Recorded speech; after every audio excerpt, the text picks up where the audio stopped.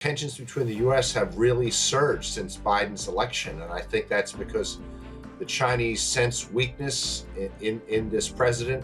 They see opportunities to increase their provocations, to try to win concessions, such as lowering the many tariffs that were placed by President Trump, and probably preparing for their eventual invasion of Taiwan, which is, I think, coming in a few short years.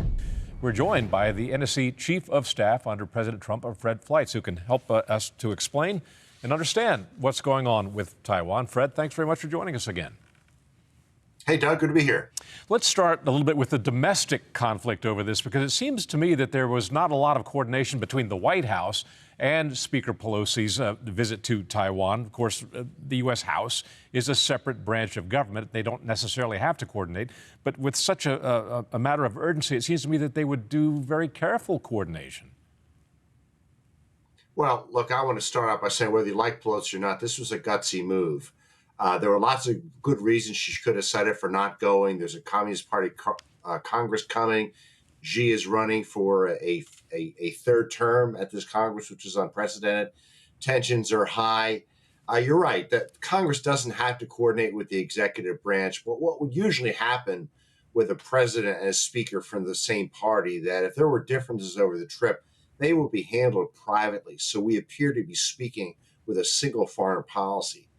The fact that the president mentioned the Pentagon didn't want her to go in a press conference, and there were leaks against her trip by this White House, this really shows disarray. And it's not coming from Congress. It's coming from the Biden administration. And I'm afraid we've seen this over and over again. Her appearance there, and we know, as I said, that she's now on the ground, certainly stirs the Chinese pot. They have been unusually bellicose with some of their statements about retaliating against this visit. What do they mean, you think? Well, look, tensions between the U.S. have really surged since Biden's election. And I think that's because the Chinese sense weakness in this president. They see opportunities to increase their provocations, to try to win concessions, such as lowering the many tariffs that were placed by President Trump, and probably preparing for their eventual invasion of Taiwan, which is, I think, coming in a few short years.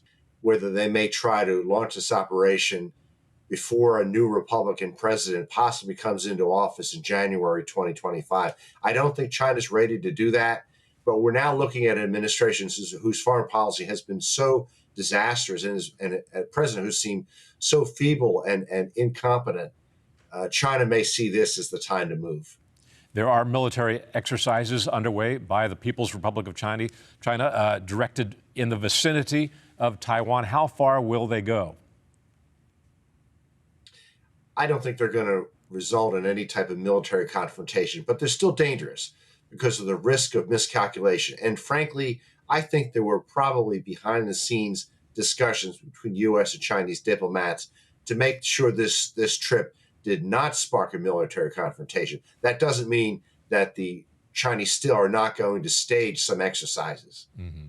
Now, you mentioned that President Xi is up for a third term, which he undoubtedly will win. Is this bellicosity in some respects an attempt to shore up support or nationalism in advance of this party Congress?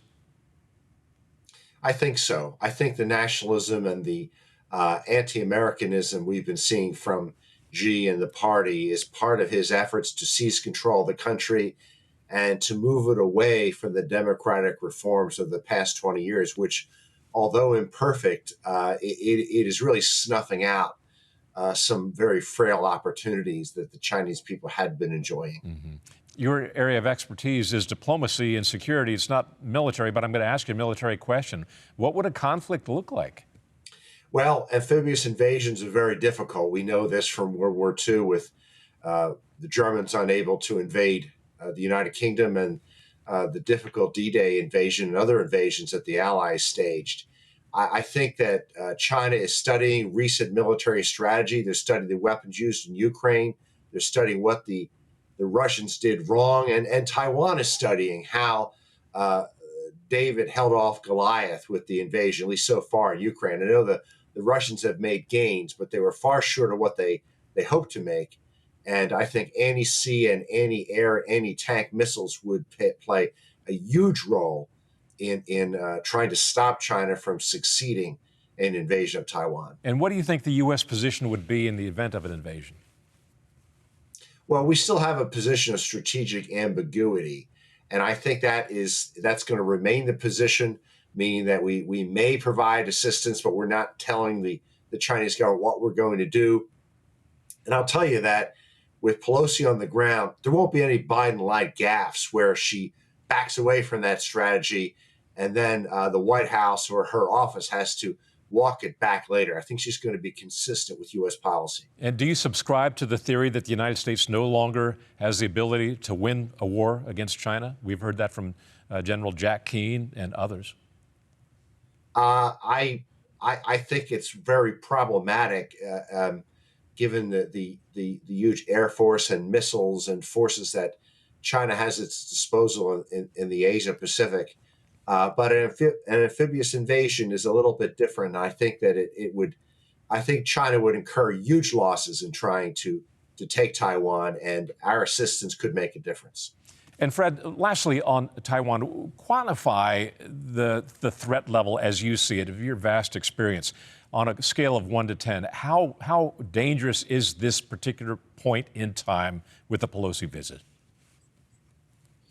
I think I'd probably put it as a 7. I think a 10 would be, we think there's going to be an imminent war.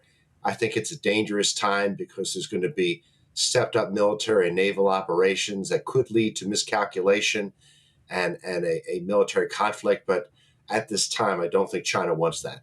And Fred, before we let you go, I want to ask you one question about the drone strike on the al-Qaeda leader, Ayman al-Zawahiri. Quantify that for me, if you would. Well, look, I think that he was a monster. I'm glad that we took him out. I'm a little suspicious how this happened to happen just a year after Biden's disastrous withdrawal from Afghanistan. I hope it means that this is the beginning of a serious foreign policy that puts the threat from radical Islamist terrorism much higher in the list of foreign policy priorities for the Biden administration and replaces the many trivial things they're pursuing, like climate change. Radical Islamists are still thriving around the world. They're making major gains in Afghanistan and sub-Saharan Africa, and I hope Biden is prepared to start paying attention to this. So it is true that the terrorist groups are indeed reconstituting themselves in Afghanistan in the absence of U.S. presence there? We know these groups thrive in poorly governed areas of the world.